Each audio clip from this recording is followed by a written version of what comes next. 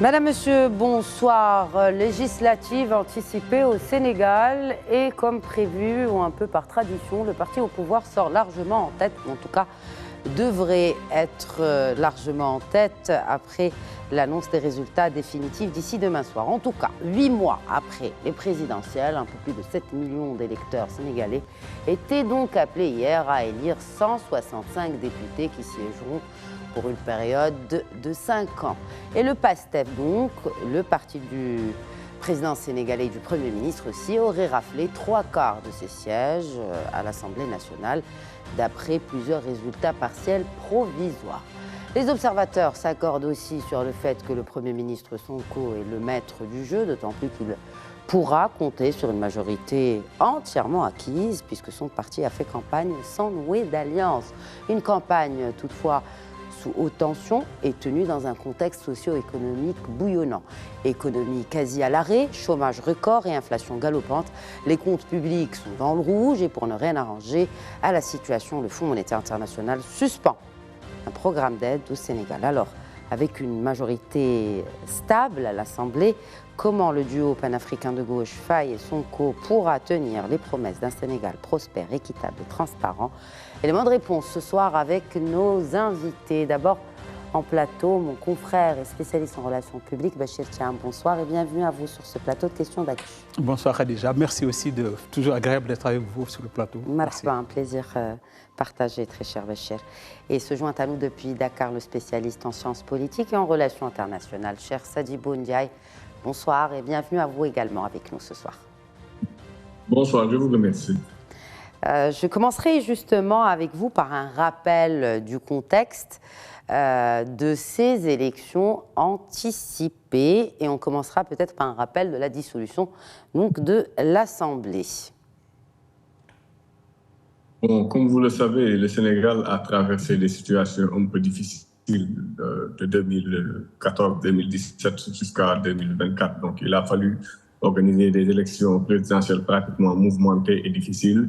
Donc, pour sortir de l'ornière. Maintenant, après ces élections présidentielles-là, le président de la République a vu pratiquement ses programmes être bloqués au niveau de l'Assemblée nationale et il est passé par la dissolution de cette Assemblée-là pour convoquer des élections anticipées. Donc, ces élections-là ont vu son parti PASTEF dirigé par Ousmane Sonko, donc rafler pratiquement la mise. Actuellement, aujourd'hui, on parle de 130 ou de 140 députés pour cette majorité présidentielle.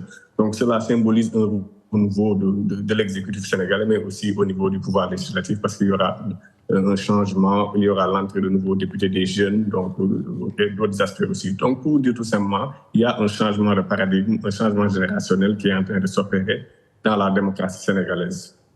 Donc, et c'est aussi un autre test de la robustesse de cette démocratie, Bachir Thiam, avec cette... ce n'est pas une surprise finalement que le parti au pouvoir gagne largement bien la majorité à l'Assemblée. C'est de tradition, on peut le dire. Oui, c'est une tradition, c'est historique. Hein. Bon, peut-être pas largement, mais gagner, oui. Elle gagne à tous les coups depuis que le Sénégal est Sénégal. Je pense que le parti qui sort vainqueur de la présidentielle gagne automatiquement les législatives. C'est ainsi fait. Hein. C'est dans la mouvance de cet élan de soutien, et puis populaire en général, parce que les Sénégalais votent aussi par affect. Ils y vont pour le candidat, après ça devient le parti, pour les législatives c'est en l'occurrence, et généralement ça donne ça. Donc on s'attendait à une victoire, moi je m'y attendais, mais peut-être pas de cette ampleur-là. Pas le raz-de-marée, annoncé en tout cas, pas encore confirmé, je le répète, mais en tout cas annoncé, et fort probablement on est en train de se diriger vers les 3/4 de l'Assemblée, des sièges de l'Assemblée qui seront donc attribués ou qui ont été raflés par les élus du PASTEF. Pourquoi autant pourquoi ce raz-de-marée selon vous? Je ne sais pas comment l'expliquer. C'est d'abord parce que peut-être qu'ils sont restés dans la même mouvance, parce qu'il faut rappeler quand même qu'à la présidentielle, oui. Le président Diomaye Faye a été élu dès le premier tour, ce qui est très rare. Soit c'est très rare à ces niveaux de proportion, parce qu'il a été élu avec 54%, un peu plus, 54,28% je crois. Le professeur Ndiaye va nous corriger si ce n'est pas le cas. Donc, élu dès le premier tour, ce qui n'était pas le cas en général, soit c'est du premier tour avec 99,99% et puis c'est réglé. Maintenant que tout est démocratique, tout est clair et transparent, passer dès le premier tour à ces proportions, c'était pas évident. Il l'a fait. Effectivement, donc dans cette dynamique-là, le Sénégal a dit, écoutez, on va jusqu'au bout, on va lui confier aussi tout ce qu'il veut, finalement, pour lui permettre de gouverner et de dérouler son programme. Je pense que c'est cet élan-là, qui explique ou qui justifie, en tout cas, cet élan. Pour autant, peut-être la participation a été un peu plus faible quand même que d'habitude, mais... 49,72%. Voilà, un peu plus faible quand même que la présidentielle, mais cependant, ils ont raflé la mise, comme on dit. Un commentaire justement sur ce taux de participation, cher Sadibou Ndiaye, 49,72%. Oui. Oui, le taux de participation avoisine pratiquement vers les 50%. Et d'ailleurs, c'est comme ça au Sénégal. Même lors des dernières élections législatives, le taux de participation était pratiquement bas. Mais comme l'a dit M. Cham, effectivement, vous le savez, les Sénégalais, lorsqu'ils vous donnent le pouvoir, vraiment vous accompagnent lors de ces élections législatives-là et vous donnent plein pouvoir. Je vous parlais du pouvoir législatif. Maintenant, cela va permettre nos nouvelles autorités de vraiment mettre en valeur le programme et vraiment de dérouler. Parce que le Sénégal a traversé, comme je l'ai dit tantôt, des situations difficiles de 2021 à 2024, où il y a eu des morts d'hommes, il y a eu des manifestations. A connu et connaît toujours une situation difficile, notamment sur l'aspect économique.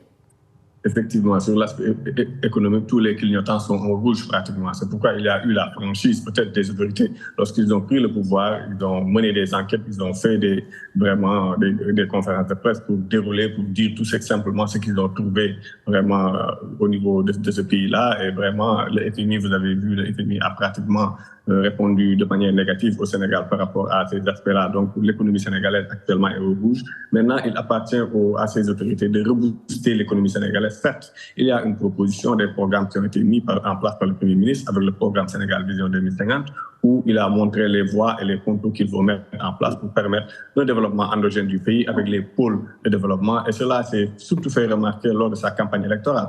Parce qu'au lieu de faire une tournée ou une campagne électorale qui va être basée sur des invectives, au début de sa campagne, peut-être il a montré aux Sénégalais qu'il a un programme à dérouler, une vision à mener. Donc, cette vision qui est définie pratiquement avec le président de la République, Bassirou Diomaye Faye. Donc, c'est ça, c'est pourquoi tout à l'heure, je vous parlais de changement de paradigme. Il y a un changement de paradigme, un changement générationnel qui est en train de s'opérer doucement. Maintenant, il faut que les acteurs puissent tomber d'accord par rapport à ces faits-là. Parce que le Sénégal, comme je l'ai dit tantôt, est un petit pays, certes, mais une démocratie exemplaire sur le continent africain. Donc, une démocratie qui se doit vraiment de réussir sur tous les plans. Maintenant, concernant le plan économique, là, dont on parlait tout à l'heure, il y a des propositions endogènes qui vont être mises en place. D'ailleurs, dans sa vision Sénégal 2050... Qu'est-ce que vous appelez par proposition endogène ? Pardon ? Qu'appelez-vous proposition endogène ? C'est-à-dire bâtir le développement du pays à partir de l'intérieur, c'est-à-dire des terroirs à partir de l'agriculture, de l'élevage, de la pêche, et ainsi de suite. Parce que ce sont ces aspects-là qui sont les moteurs vraiment de l'économie sénégalaise. Donc le secteur primaire, le secteur tertiaire, il faut une mise en place d'un système qui va permettre de booster ces secteurs-là avec un financement qui va permettre d'émerger le pays. Parce que, quoi qu'on puisse dire, le Sénégal fait partie des pays les plus pauvres du monde, avec un PIB très faible, avec un IDH aussi très faible. Maintenant, pour booster cela, il faut partir des zones, des terroirs, c'est-à-dire du Sénégal de l'intérieur, de l'agriculture, vraiment de l'élevage, renforcer ces secteurs-là pour permettre un développement vraiment endogène, un développement qui va permettre aux jeunes et aux entreprises d'être attractifs aussi, mais aux jeunes d'avoir vraiment de l'emploi. Comment, sur la base de ces deux secteurs, on peut construire une économie compétitive comme le promet le plan Sénégal 2050, selon vous, Sadibou Ndiaye? L'économie sénégalaise, vraiment, est une économie dépendante de plusieurs facteurs exogènes. L'économie sénégalaise dépend vraiment de financement de l'extérieur. Mais est-ce que vous pensez qu'en agissant, justement en dévoilant des chiffres qui ont fait que la note du Sénégal a été dégradée par 2 agences de notation, avec les répercussions que l'on connaît pour l'accès au financement extérieur, est-ce que c'est une décision qui a été prise par le Premier ministre il y a quelques semaines? Est-ce que vous ne pensez pas que ça risque quand même d'affecter cette relance de l'économie sénégalaise?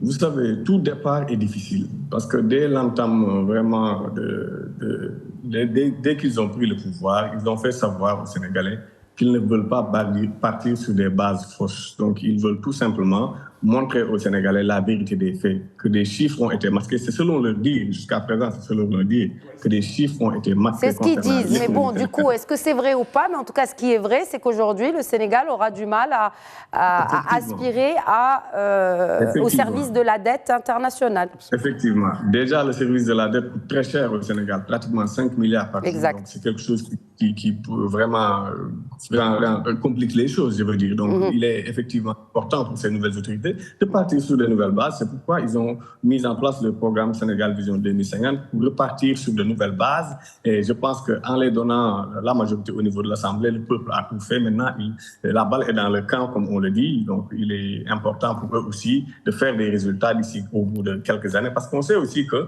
ne peut pas construire un pays durant 7 mois ou 8 mois ou 1 an. Il faut du temps, mettre en place des mécanismes qui vont permettre de booster ces différents secteurs-là qui sont au rouge pratiquement. Parce que l'économie sénégalaise est plombée, donc vraiment la dette qui nous plombe et d'autres aspects. Maintenant, certes, il y a vraiment l'entrée du pétrole et du gaz, donc cela va permettre peut-être cela va contribuer à booster l'économie sénégalaise, mais cela ne veut pas dire aussi que... Ça ne se fait pas du jour au lendemain non plus, justement.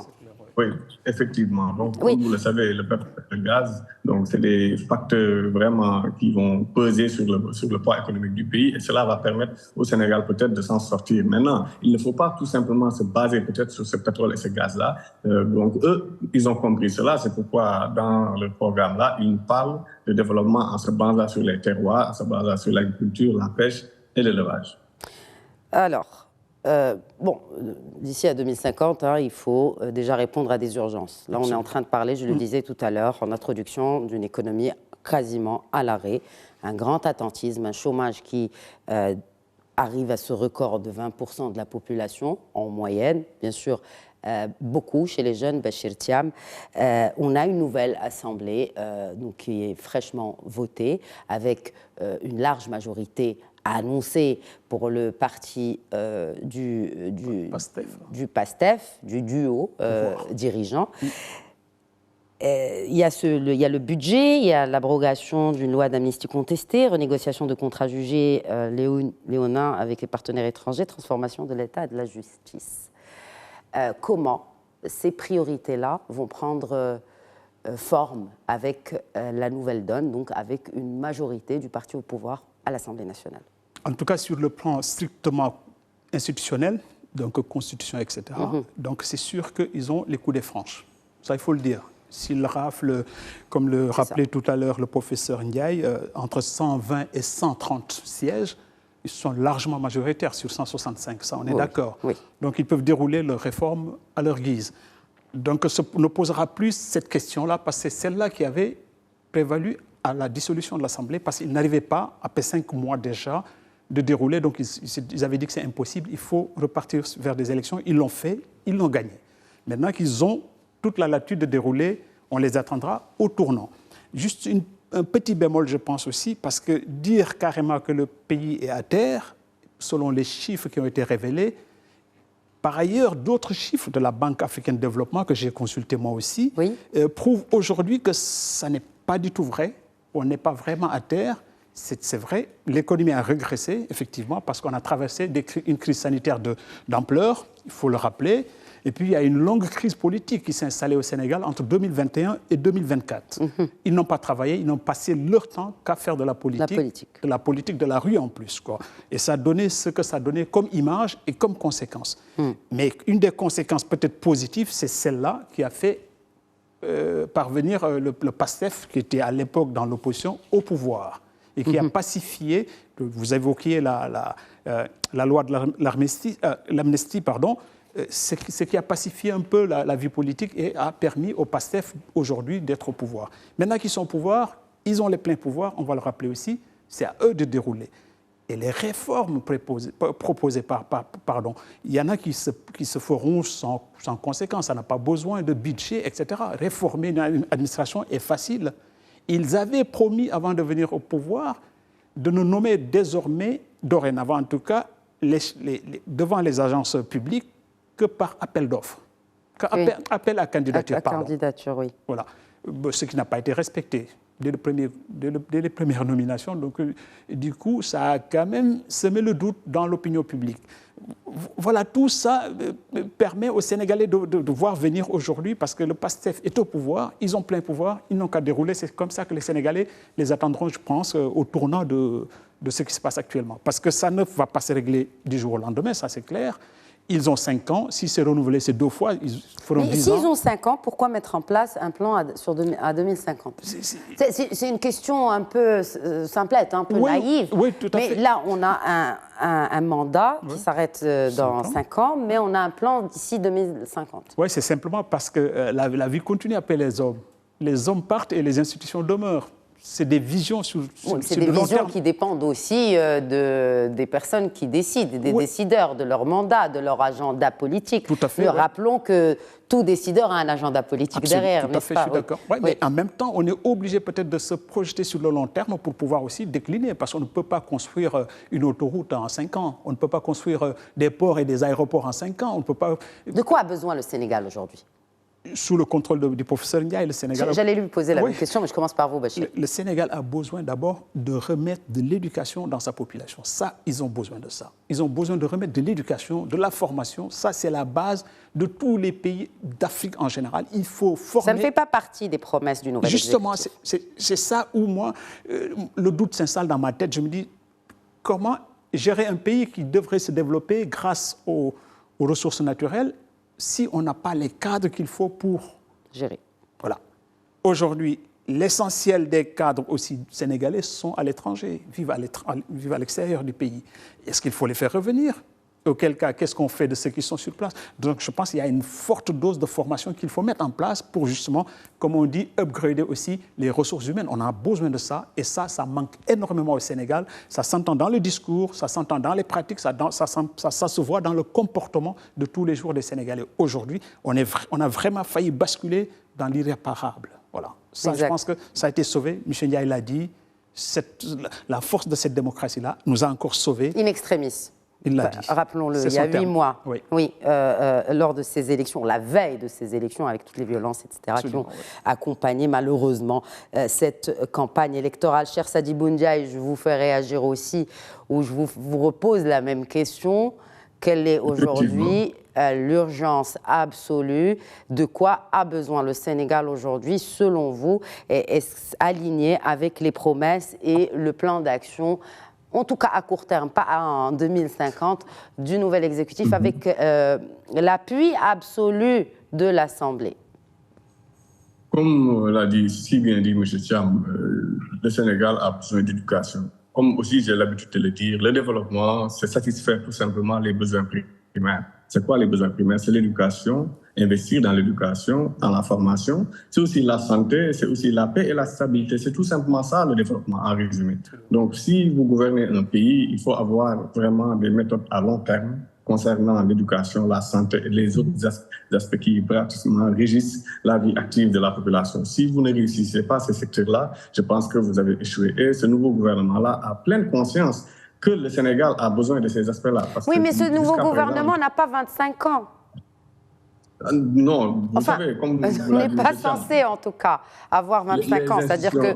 Bon, les hommes passent et les institutions demeurent. Ils ont peut-être leur programme, leur vision d'ici 2050 qu'ils vont essayer de concrétiser de leur part. Maintenant, lorsque d'autres vont venir, ils vont essayer de voir comment aussi continuer ce programme ou comment renforcer ou renouveler ou mettre en place un autre programme. C'est aussi simple que ça. Donc, ils ont le droit d'avoir leur vision d'ici 2050, comment ils voient le Sénégal, quels sont les moteurs et les secteurs qu'il faut vraiment booster, qu'il faut mettre en place pour permettre au pays d'avoir un développement qui n'est plus axé sur vraiment ces multinationales qui pratiquement, excusez-moi du terme, qui sucent notre économie. Donc, certes, il est important de collaborer, de coopérer avec ces vraiment multinationales-là et d'autres aspects, les banques, et ainsi de suite, mais il est important aussi de bâtir une économie solide endogène. Parce que si vous ne réussissez pas, et c'est ça le tard de l'Afrique, parce que la plupart des pays africains africains ont des économies qui sont pratiquement liées à d'autres aspects qui sont exogènes. Donc, si les pays africains réussissent en tout cas à mettre en place dans leur pays des mécanismes ou des secteurs qui vont permettre pratiquement d'avoir un développement endogène sur l'éducation, sur la science, parce qu'aujourd'hui, le monde est ouvert. Donc il pouvait coopérer avec tout le monde, avec Pékin, avec Washington, Moscou, ainsi de suite. Donc, les portes sont grandement ouvertes. Maintenant, ce nouveau gouvernement est conscient de cela. Donc, c'est pourquoi, dans le programme Vision Sénégal 2050, ils ont bâti pratiquement ce développement du Sénégal-là dans différents pôles. Mais aussi, l'éducation, comme vous le pensez tout à l'heure, vous disiez que peut-être ce nouveau gouvernement n'a pas tout à fait pris en charge l'éducation. Moi, je dis que si, parce que dans beaucoup de leurs dires et beaucoup de leurs sorties, ils ont quand même parlé de l'éducation, ce qu'ils comptent mettre en place par rapport au système éducatif sénégalais, la modernisation qu'ils vont mettre en place concernant les universités, le renforcement de nouvelles universités pour permettre l'accès pratiquement aux Sénégalais, aux jeunes Sénégalais à ces universités-là et aussi à la formation. Parce qu'il faut savoir que le Sénégal aussi est un pays qui regorge de jeunes. Le Sénégal va pratiquement atteindre selon la NSD, d'ici 2030, pratiquement les 25 à 30 millions d'habitants. Donc, pour vous dire que c'est un pays quasiment jeune, c'est un pays qui a un devenir. Donc, pour cela, il faut avoir vraiment des autorités assez responsables qui vont définir des aspects et des plans qui vont permettre vraiment à ces jeunes-là de pouvoir s'en sortir. Malgré qu'on nous parle de découverte du gaz et du pétrole, ça, je pense que c'est des choses qui vont venir renforcer l'économie sénégalaise. Mais on sait qu'actuellement, tous les clignotants pratiquement sont au rouge et il est important pour ces nouvelles autorités aussi d'avoir une marge de manœuvre. Mais cela aussi n'empêche pas aux Sénégalais d'avoir une tutelle sur ce que vont faire ces autorités-là. Parce que l'électeur sénégalais est quelqu'un de très conscient, quelqu'un qui sait ce qu'il fait. Et si les résultats ne suivent pas les actes politiques qui ont été posés, je pense que l'électeur sénégalais est capable de sanctionner, est capable aussi de se manifester pour parler, pour voir et pour dire tout simplement qu'il y a vraiment des manquements qui ont été notés. Donc le Sénégal est un pays qui a une vie active, une vie politique assez active, donc avec une société civile forte, donc un syndicat fort. Donc c'est un pays en tout cas qui a un devenir, et un pays quasiment jeune, qui a aussi des responsables, des personnalités, je veux dire, assez responsables de l'indépendance jusqu'à nos jours, de Senghor à Abdou Diouf, Abdoulaye Wade jusqu'à Macky Sall et Diomaye. Je pense que l'administration sénégalaise a toujours été à la hauteur. Certes, peut-être il y a eu des manquements qui sont notés de la part du nouveau régime et en tout cas, on espère qu'ils vont s'y atteler. Mais après quelques années de cela, je pense que si le résultat tarde, c'est à l'électeur sénégalais encore de choisir de manière démocratique. Le Sénégalais est très résilient. L'électeur sénégalais a accompagné ce nouveau régime donc dans la résilience depuis 2021 avec tous les problèmes qui se sont déroulés dans ce pays. Maintenant, il appartient à ces dirigeants-là qui ont pratiquement tous les aspects en main, vraiment de dérouler et de laisser un peu la politique politicienne et vraiment En parlant de cela, justement, laisser la politique politicienne, voilà, je vous interpelle là-dessus sur ce slogan, cette promesse faite au nom de, je cite, un panafricanisme de gauche. Est-ce que les Sénégalais ont besoin aujourd'hui d'économie ou d'idéologie ? Les Sénégalais ont besoin d'économie. L'idéologie, elle est bonne parce que toute économie aussi est accompagnée d'idéologie. Parce que les Sénégalais, je veux dire de manière générale, sont vraiment conscients de l'idéologie que le Parti Pastef les a apportée concernant le don de soi pour la patrie, les engagements qu'il faut faire pour son pays, ainsi de suite. Et d'ailleurs, cela se traduit depuis des générations, parce que l'idéologie, là, n'est pas seulement venu avec le Pastef, ça c'est depuis les indépendances. On se souvient avec les socialistes, les libéraux. Oui, mais on est en 2024. Les indépendances, il y a plus de 5-6 décennies. Donc là, on est en train de... On ne comprend pas ce que vient faire le panafricanisme pour certains. Si on veut donner des jobs aux Sénégalais, comment le panafricanisme va donner des emplois aux centaines de milliers de jeunes qui n'en ont pas aujourd'hui? Je ne dis pas que le panafricanisme va donner des jobs, mais il faut un renouveau africain dans tout ce que l'on fait.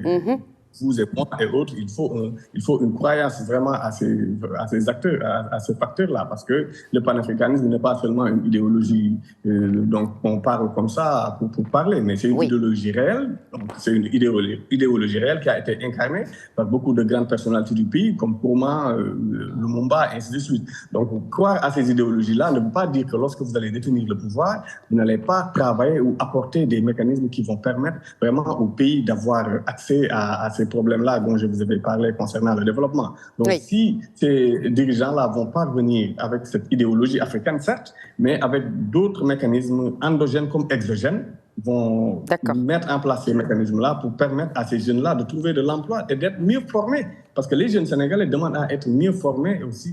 C'est ça, je pense, qui est la seule alternative. Parce que si l'Afrique ne se tourne pas vers la formation, vers l'éducation, je pense que c'est l'échec total pour le continent africain. Très bien, oui. Je vois que Bachir Thiam a acquiescé. Un mot de la fin, Bachir, justement, pour clore ce débat. Oui, pour la formation, parce que d'abord, pour le panafricanisme, moi, j'aurais bien aimé panafricanisme simplement, mais de gauche. Pourquoi de gauche, justement? Parce qu'encore, on retombe sur les travers idéologiques dont vous évoquez sans approfondir. Parce qu'aujourd'hui, on a besoin de manger, de travailler, de soigner. On a besoin de ça. Donc, ce triptyque-là, il faut le mettre en place. En développant quoi? Justement, on a évoqué, M. Ndiaye l'a dit tout à l'heure, il faut repartir sur les bases solides. C'est-à-dire que la formation, l'éducation qu'on avait, il a parlé des années 60.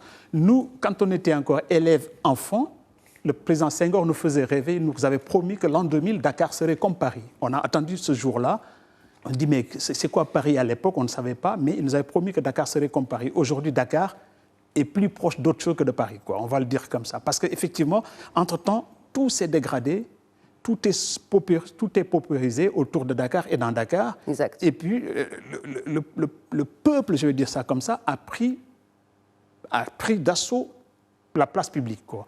Donc, plus personne ne sait où se situer, tout est vendu, tout est construit un peu partout, il n'y a pas de verdure, Dakar est sans dessus-dessous, quoi, pour une belle capitale qui devait ressembler à Paris à un moment. Je pense qu'à un moment, il faut faire stop et repartir de plus bas, disant il nous faut une population éduquée d'abord.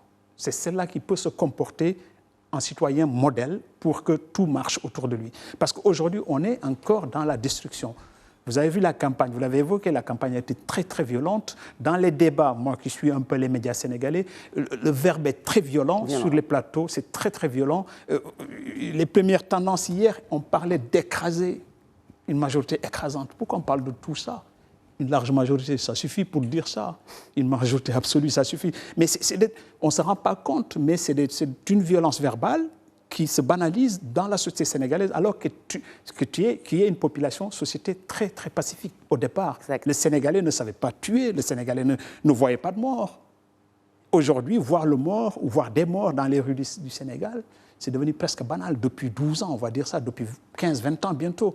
Mais ça, il faut remédier à ça. Et pour cela, il faut recréer le Sénégalais modèle, le citoyen modèle, instruit, formé et bien éduqué, quoi. Je pense que c'est le b.a.-ba de ce qu'il faut. C'est la voie de la raison. Merci beaucoup, Bachir Thiam.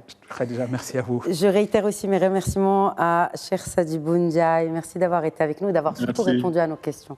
Merci à vous. Merci à vous. Voilà, c'est la fin de cet épisode de Questions d'actu. Très bonne soirée.